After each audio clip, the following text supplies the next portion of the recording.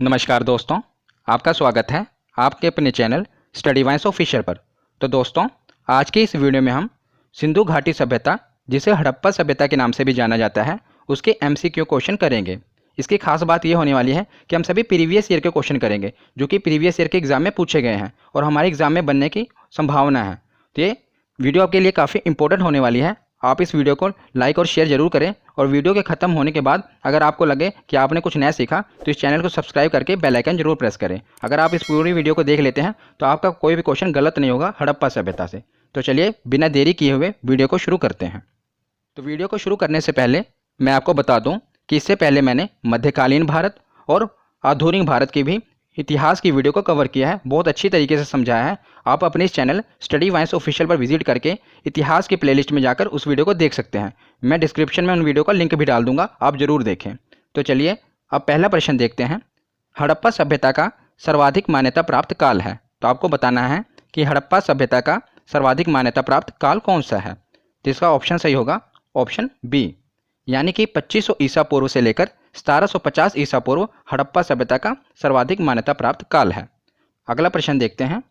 निम्नलिखित में से किस पदार्थ का उपयोग हड़प्पा काल की मोहरों यानी कि मुद्राओं के निर्माण में मुख्य रूप से किया गया था। तो उस समय हड़प्पा काल की जो मुद्राएं थीं उसके निर्माण के लिए किस पदार्थ का उपयोग मुख्य रूप से किया गया था, ये आपको बताना है। सेलखड़ी, कांसा, तांबा या लोहा। तो इसका सही जवाब होगा ऑप्शन ए, यानी कि सेलखड़ी। ये आप जैसा कि इमेज में देख रहे हैं, ये उस समय की हड़प्पा कालीन समय का एक मुद्रा है जिसपे हाथी का चित्र अंकित है। आगे देखते हैं। सिंधु घाटी सभ्यता के लोगों का मुख्य व्यवसाय क्या था। आपको बताना है कि सिंधु घाटी सभ्यता के लोगों का मुख्य व्यवसाय क्या था। तो इसका सही जवाब है ऑप्शन ए, यानी कि व्यापार। तो व्यापार उस समय के लोगों का मुख्य व्यवसाय था। तो अगला प्रश्न देखते हैं। सिंधु घाटी की सभ्यता कहाँ तक विस्तृत थी। तो हमें यह बताना है कि सिंधु घाटी की सभ्यता का विस्तार कहाँ तक है। तो जैसा कि आप ये इमेज में भी देख रहे हैं मैप में, ये जो ब्राउन कलर का एरिया है ये पूरा सिंधु घाटी सभ्यता का विस्तार है यहाँ तक। अगर हम ऑप्शन में बात करें तो ऑप्शन डी, यानी पंजाब, राजस्थान, गुजरात, उत्तर प्रदेश, हरियाणा और पाकिस्तान का सिंध और बलूचिस्तान, ये सब मिलाकर यहाँ तक सिंधु घाटी सभ्यता का विस्तार है। एक बार फिर देख लीजिए। पंजाब, राजस्थान, गुजरात, उत्तर प्रदेश, हरियाणा और पाकिस्तान का सिंध और बलूचिस्तान। ये काफ़ी इंपॉर्टेंट है और बार बार ये एग्जाम में पूछा गया है। अगला प्रश्न देखते हैं। हड़प्पा सभ्यता के निवासी थे। आपको बताना है कि हड़प्पा सभ्यता के निवासी ग्रामीण थे, शहरी थे, खानाबदोश या जनजातीय थे। तो इसका सही जवाब होगा ऑप्शन बी, यानी कि शहरी। तो हड़प्पा सभ्यता के निवासी शहरी थे। अगला प्रश्न देखते हैं। सिंधु सभ्यता के घर किससे बनवाए जाते थे। काफ़ी इंपॉर्टेंट क्वेश्चन है और कई बार एग्जाम में ये पूछा गया है। तो सिंधु सभ्यता के जो घर थे वो किससे बनाए जाते थे। ईंट से, बांस से, पत्थर से या लकड़ी से। तो इसका सही जवाब होगा ईंट से। जैसा कि आप ये इमेज में देख रहे हैं, ये ईंट से बनाया गया घर है जो कि हड़प्पा सभ्यता की खुदाई में पता चला है। तो उस समय के जो लोग थे ईंट से अपने घर को बनवाते थे क्योंकि वो शहरी निवासी थे। अगला प्रश्न देखते हैं। हड़प्पा वासी किस वस्तु के उत्पादन में सर्वप्रथम थे। तो सर्वप्रथम मतलब सर्वाधिक उत्पादन वो किस वस्तु का करते थे। मुद्राओं का, कांसे के औजार का, जौ का या कपास का। तो सर्वप्रथम वो उत्पादन कपास, सर्वाधिक उत्पादन वो कपास का करते थे। आगे देखते हैं। तो निम्नलिखित में विद्वानों में से हड़प्पा सभ्यता का सर्वप्रथम खोजकर्ता कौन था। तो आपको यह बताना है कि सर्वप्रथम काफ़ी बार एग्जाम में पूछा गया है, स्टार मार्क कर लेना, वेरी वेरी इंपॉर्टेंट, और आगे पूछा भी जाएगा कि निम्नलिखित विद्वानों में से हड़प्पा सभ्यता का सर्वप्रथम खोजकर्ता कौन था। तो हड़प्पा सभ्यता का सर्वप्रथम खोजकर्ता था दयाराम साहनी। नोट कर लेना कौन, दयाराम साहनी। नेक्स्ट क्वेश्चन देखते हैं। आगे काफ़ी इंपॉर्टेंट क्वेश्चन भी है, आप और वीडियो को लाइक और शेयर जरूर कर दें। तो चलिए अगला क्वेश्चन देखते हैं। हड़प्पा कालीन समाज किन वर्गों में विभक्त था। तो आपको अब ये बताना है कि जो हड़प्पा कालीन समाज था उस समय किन वर्गों में विभक्त था। 4 वर्ग कौन कौन से थे। शिकारी, पुजारी, किसान और क्षत्रिय थे, ब्राह्मण, क्षत्रिय, वैश्य, शूद्र थे या कौन से थे। तो इसका सही जवाब होगा ऑप्शन बी, यानी विद्वान, योद्धा, व्यापारी और श्रमिक। ये 4 वर्ग थे जो उस समय समाज, उस समय का समाज इन 4 वर्गों में विभक्त था। विद्वान, योद्धा, व्यापारी और श्रमिक। नेक्स्ट क्वेश्चन देखते हैं। सिंधु घाटी लोग माप और तौल से परिचित थे। तो जो उस समय के लोग थे वो माप और तौल से परिचित थे क्योंकि शहरी निवासी थे। तो जैसे अब हम किलोग्राम और ग्राम में मापते हैं ना, उस समय भी वो उनका भी अपना एक माप और तौल था, वो भी हमें नहीं पता चला है। बस हमें यही पता चला है कि वो माप और तौल से परिचित थे। तो यह कहाँ की खुदाई से पता चला हमें। तो इसका सही जवाब होगा लोथल। लोथल जो कि अब गुजरात में है, आगे मैं आपको बताऊंगा। पहले अभी हम यहाँ पर देख लेते हैं कि लोथल जो कि अब इस समय गुजरात में है, तो उसकी खुदाई, वहाँ की खुदाई से पता चला है कि सिंधु घाटी के जो लोग थे वो महापुरुषों से परिचित थे। तो आगे हम ये देखते हैं। एमसीक्यू करने से पहले मैं आपको कुछ बता देता हूँ, काफ़ी इंपॉर्टेंट है और कई बार एग्जाम में पूछे गए हैं और पूछे जाएंगे। इन्हें हम यहीं पर कवर कर लेते हैं, फिर इसके आगे हम एमसीक्यू क्वेश्चन करेंगे, क्योंकि खुदाई से हमें कुछ चीज़ें मिली हैं जो काफ़ी बार एग्जाम में पूछी गई हैं कि ये चीज़ हमें कहाँ से मिली है, किस नदी के किनारे वो शहर है। तो इसे हम कवर करते हैं पहले। तो कांस्य मूर्ति, कुएँ और स्नानगृह, ये कहाँ की खुदाई से मिले हमें? तो मोहनजोदड़ो की खुदाई से, जो कि अब कहाँ पर है? पाकिस्तान के सिंध में, सिंधु नदी के किनारे। तो आप सब लिंक करके चलिए इसे, क्योंकि ये अगर आप लिंक करके चलेंगे तो आपको आसानी रहेगी याद करने में कि ये किस शहर में है, अब कहाँ पर है, किस नदी के किनारे है। एग्जामिनर कुछ भी पूछ सकता है, तो याद रखिएगा कांस्य मूर्ति, कुएँ और स्नानगृह ये मोहनजोदड़ो की खुदाई में मिले हैं, जो कि पाकिस्तान के सिंध में है, सिंधु नदी के किनारे। सिंध और सिंधु आप रिलेट करके चलेंगे। अगला देखते हैं बंदरगाह। तो बंदरगाह से आपको पता ही होगा कि पोर्ट, जहाँ पर शिप एक जगह से दूसरी जगह एक्सपोर्ट करती है ना माल, तो ये समुद्र तटीय के किनारे होगा। आपको जैसा कि पता है बंदरगाह कहाँ पर होगा? समुद्र के जो तट पर शहर होगा वहीं पर होगा। तो लोथल, लोथल जो कि गुजरात में है, आपको पता है गुजरात समुद्र के तट पर ही है। तो लोथल, अगर बात करें लोथल, ये तो भोगवा नदी के किनारे है। तो बंदरगाह लोथल गुजरात में है, भोगवा नदी के किनारे। अगला, ये कैसे पता चला कि जो हड़प्पा सभ्यता के लोग थे, यानी सिंधु घाटी सभ्यता के लोग थे, वो ईंटों के घर में रहते थे। तो ईंट के घर कहाँ पे मिले हैं? कालीबंगा, कालीबंगा जो कि राजस्थान में है, घग्गर नदी के किनारे। तो ये आप ये याद रखना। अभी हम इनके एमसीक्यू क्वेश्चन भी करेंगे, पर आप इन्हें एक बार जरूर फिर दोबारा देख लेते हैं। कांस्य मूर्ति, कुएं, स्नानगृह मोहनजोदड़ो सिंधु, सिंधु नदी के किनारे। बंदरगाह लोथल गुजरात, भोगवा नदी के किनारे। ईंट के घर कालीबंगा राजस्थान, घग्गर नदी के किनारे। तो चलिए आगे देखते हैं अगला क्वेश्चन। तो सूची 1 को सूची 2 से सम्मिलित कीजिए। तो हमें कुछ दिया हुआ है, इसके ऑप्शन भी दिए हुए हैं। अभी हमें बताना कि कौन सा ऑप्शन सही है। तो जैसे कि सामने आप देख रहे हैं रावी, सिंधु, भोगवा, ये घग्गर, ये नदियाँ दी हुई हैं और ये शहर दिए हुए हैं। तो हमें बताना है कि कौन सा शहर कौन सी नदी के किनारे है। तो हड़प्पा जो है, इसका सही ऑप्शन मैं आपको बता देता हूँ ए। 1 2 3 4 मतलब जो आमने सामने। मैंने चार क्वेश्चन थे ये, मैंने एक में ही कवर कर दिए, क्योंकि ये पूछा गया कि कौन सा शहर किस नदी के किनारे बसा हुआ है और काफ़ी बार पूछा जाएगा। तो हड़प्पा रावी नदी के किनारे है, मोहनजोदड़ो सिंधु नदी के किनारे है, लोथल भोगवा नदी के किनारे है और कालीबंगा घग्गर नदी के किनारे है। चारों आपको याद रखने हैं। तो चलिए नेक्स्ट देखते हैं अगला क्वेश्चन। तो सिंधु सभ्यता में वृहत स्नानागार पाया गया है। स्नानागार मतलब इस समय जैसे हम स्विमिंग पूल कहते हैं ना, उस समय के लोग भी स्विमिंग पूल को जानते थे। तो सिंधु घाटी सभ्यता में वृहत मतलब सबसे बड़ा स्नानागार पाया गया था। तो ये कहाँ पर पाया गया था? तो ये पाया गया था मोहनजोदड़ो में। अभी हमने पढ़ा ना मोहनजोदड़ो कहाँ पर है? सिंध में, जो कि पाकिस्तान में है, सिंधु नदी में। ये आप देख रहे हैं ये वाला पूरा, ये स्विमिंग पूल है उस समय का, जिसे स्नानागार कहा गया है। तो सिंधु सभ्यता में जो स्नानागार का पाया गया था कहाँ पर है? मोहनजोदड़ो में। अगला क्वेश्चन, किस स्थल में नृत्य मुद्रा वाली कांस्य मूर्ति प्राप्त हुई है? काफ़ी बार ये क्वेश्चन पूछा गया, वेरी इंपॉर्टेंट। जैसा कि आप ये इमेज में देख रहे हैं, ये वाली जो कांस्य मूर्ति है ये कहाँ पर पाई गई थी? अभी हमने पीछे पढ़ा ना कहाँ पर पाई गई थी ये? हाँ, ऑप्शन ए मोहनजोदड़ो में। अगला क्वेश्चन देखते हैं, सिंधु घाटी सभ्यता का प्रमुख बंदरगाह कहाँ पर था? तो बंदरगाह कहाँ पर था? तो आपको बताया था ना गुजरात जो कि समुद्र तट के हैं, वहीं उसी में वहीं लोथल। तो लोथल इसका आंसर होगा, वहाँ पर प्रमुख बंदरगाह पाया गया था। अगला क्वेश्चन देखते हैं, ये भी काफ़ी इंपॉर्टेंट है। हड़प्पा सभ्यता की खोज किस वर्ष हुई थी? तो आपको बताना है कि हड़प्पा सभ्यता की खोज किस वर्ष हुई थी। तो इसकी खोज हुई थी सन 1921 ईस्वी में। 1921 ईस्वी में हड़प्पा मतलब खुदाई शुरू हुई थी, जिससे पता चला था कि इतनी प्राचीन सभ्यता भी पहले रहती थी। तो इसकी खोज कब हुई थी? 1921 ईस्वी में। हड़प्पा सभ्यता के संपूर्ण क्षेत्र का आकार किस प्रकार का था?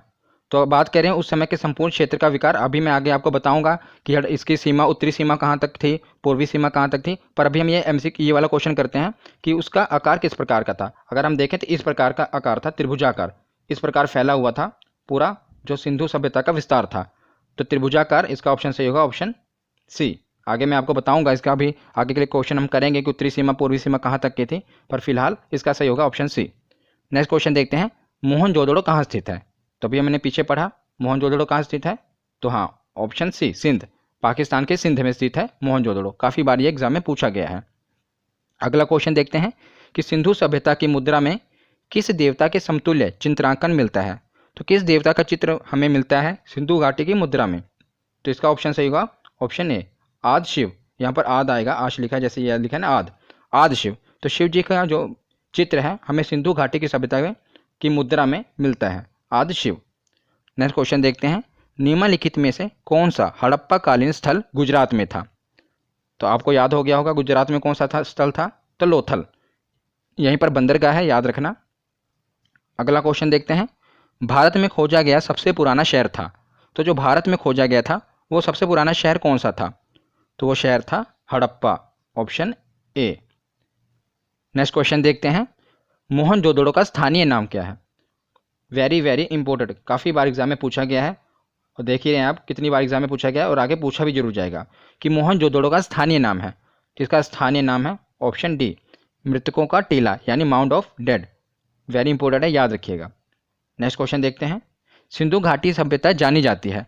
तो सिंधु घाटी सभ्यता जानी जाती है, किस लिए जानी जाती है ये आपको बताना है। अपने नगर नियोजन के लिए, अपने कृषि संबंधी कार्यों के लिए, अपने उद्योग के लिए, या मोहनजोदड़ो और हड़प्पा जैसे शहरों के लिए?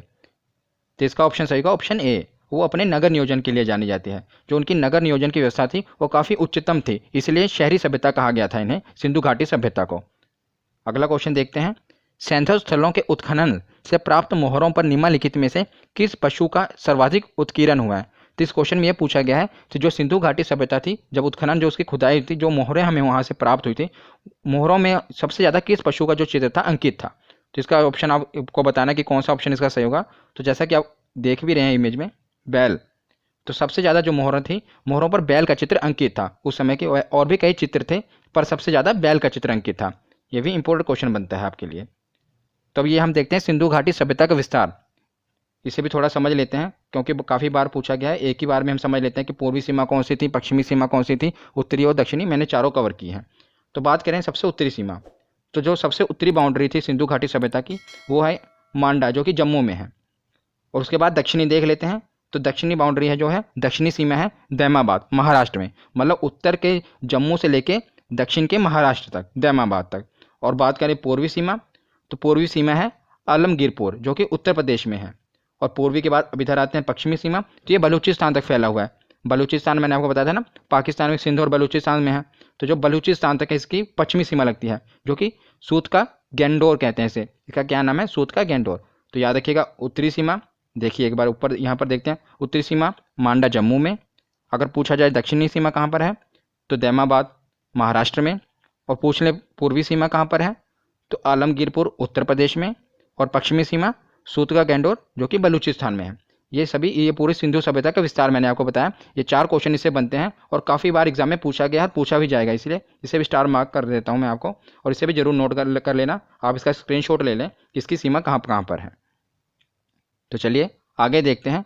उसे वीडियो को आगे कंटिन्यू करने से पहले मैं आपको बता देता हूं कि मैंने करंट अफेयर की भी काफ़ी वीडियो डाली हैं, आप अपने इस चैनल पर जरूर जाकर देख लेना और मुझे जरूर सपोर्ट करें और अपने चैनल को सब्सक्राइब करके बेल आइकन को जरूर प्रेस करें ताकि मैं आगे भी ऐसी वीडियो लाता रहूं।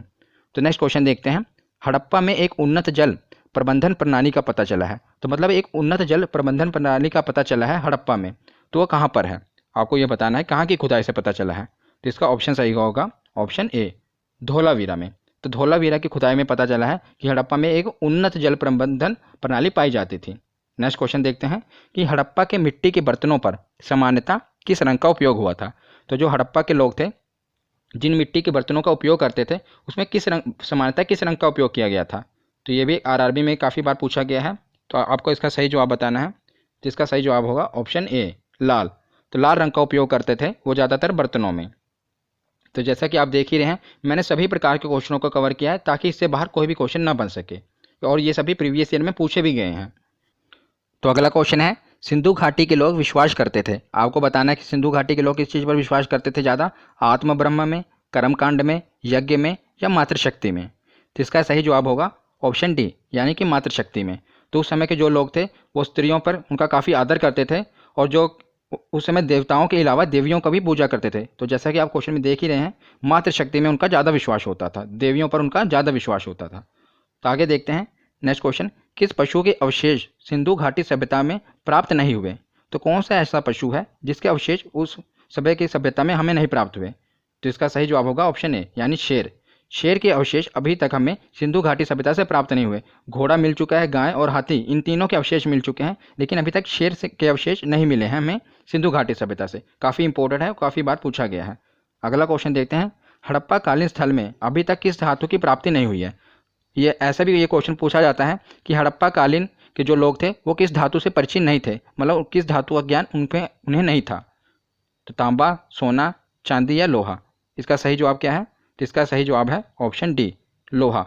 वो लोहे से परिचित नहीं थे, क्योंकि अभी तक हमें जो खुदाई हुई है उसमें लोहा प्राप्त नहीं हुआ। इसलिए ये अंदाज़ा लगाया जाता है कि जो उस समय के लोग थे वो लोहे से परिचित नहीं थे। हाँ, वो तांबा और सोना और चांदी से परिचित थे, पर लोहे से परिचित नहीं थे। अगला क्वेश्चन देखते हैं, हड़प्पा के काल का तांबे का रथ किस स्थान से प्राप्त हुआ है। तो हड़प्पा के काल में जो खुदाई हुई थी उसमें तांबे का रथ भी हमें मिला है। तो आपको ये बताना है कि तांबे का रथ कहाँ से प्राप्त हुआ है। तो तांबे का रथ प्राप्त हुआ दैमाबाद। अभी हमने पढ़ा ना, दक्षिणी सीमा कहाँ पर थी? महाराष्ट्र के दैमाबाद तक है ना सिंधु घाटी सभ्यता के दक्षिणी सीमा। तो वहीं पर से तांबे का रथ प्राप्त हुआ था खुदाई से। ये भी काफ़ी इंपॉर्टेंट है। आगे देखते हैं नेक्स्ट क्वेश्चन, कि निम्नलिखित में से कौन सा कथन सिंधु घाटी सभ्यता के लोगों का सही चित्रण करता है। तो आपको बताना है कि कौन सा कथन सही है। उनके विशाल महल और मंदिर होते थे। ऑप्शन 2, वे देवी देवताओं की दोनों की पूजा करते थे। ऑप्शन सी, वह युद्ध में घोड़ों द्वारा खींचे जाने वाले रथों का प्रयोग करते थे। आपको बताना है कि कौन सा ऑप्शन सही है इसमें। तभी जैसे मैंने अभी पीछे डिस्कस किया ना, वो मात्र शक्ति पर विश्वास करते थे, तो वो देवी देवताओं दोनों की पूजा करते थे, मतलब देवी की भी पूजा करते थे और देवताओं की दोनों की पूजा करते थे। तो इसका ऑप्शन बी सही होगा। नेक्स्ट क्वेश्चन देखते हैं, कि कपास का उत्पादन सर्वप्रथम सिंधु क्षेत्र में हुआ। तो जो कपास का उत्पादन हुआ था इसका सर्वप्रथम सिंधु क्षेत्र में हुआ था उत्पादन, जिसे ग्रीक यानी यूनानी लोग किस नाम से पुकारते थे। तो वो कपास को किस नाम से पुकारते थे यूनान के लोग? वो पुकारते थे ऑप्शन ए, सिंडन। सिंडन के नाम से पुकारते थे। ये भी काफ़ी इंपॉर्टेंट है। तो नेक्स्ट क्वेश्चन देखते हैं। बस 3 ही क्वेश्चन बचे हैं इस वीडियो में, बाकी हमने सभी कवर कर लिए और इससे बाहर कोई क्वेश्चन नहीं बनेगा। बस लास्ट 3 क्वेश्चन बचे हैं, इसे भी आप कवर कर लेते हैं। चलो, कि मोहनजोदड़ो से प्राप्त पशुपति शिव आदि शिव मुहर में किन किन जानवरों का अंकन हुआ है। तो जो आदि शिव अभी हमने पीछे पढ़ा ना, जो आदि शिव मुहर थी उस पर किन किन जानवरों का अंकन हुआ था ये हमें बताना है। तो ये इसका ऑप्शन सही होगा, इनमें से सभी, यानी गैंडा, भैंसा, व्याघ्र, हाथी और हिरन, इन सभी जानवरों का अंकन हुआ था मुहर पे, उस समय के मुहरों पर। नेक्स्ट क्वेश्चन देखते हैं, कि निम्नलिखित में से कौन सी फसल हड़प्पा कालीन लोगों द्वारा उत्पादित नहीं की जाती थी। मतलब उस समय की कौन सी फसल थी ऐसी जो उत्पादन नहीं किया जाता था, जिसका जौ, दालें, चावल या गेहूँ। आपको बताना है। जिसका सही उत्तर है ऑप्शन बी। तो दालें उस समय नहीं उगाई जाती थी, ऐसा अभी तक की खुदाई में नहीं पता चला है कि उस समय की दालों का कोई भी अभी तक नहीं मिला है प्रमाण की दालें उगाई जाती हों उस समय, इसलिए इसका ऑप्शन सही होगा ऑप्शन बी, दालें। नीचे अगला क्वेश्चन देखते हैं, कि हड़प्पा कालीन लोगों ने नगरों में घरों के विन्यास के लिए कौन सी पद्धति अपनाई थी। तो घरों के विन्यास के लिए कौन सी पद्धति अपनाई थी। तो ऑप्शन सी, ग्रिड पद्धति में उन्होंने ग्रिड पद्धति को अपनाया था घरों के विन्यास के लिए। तो आज की ये वीडियो यहीं पर ख़त्म होती है। आशा करता हूँ आपको क्वेश्चन समझ में आए होंगे और आपने अच्छे तरीके से किए होंगे। तो अपने इस चैनल को सब्सक्राइब करके बेल आइकन जरूर प्रेस करें। धन्यवाद।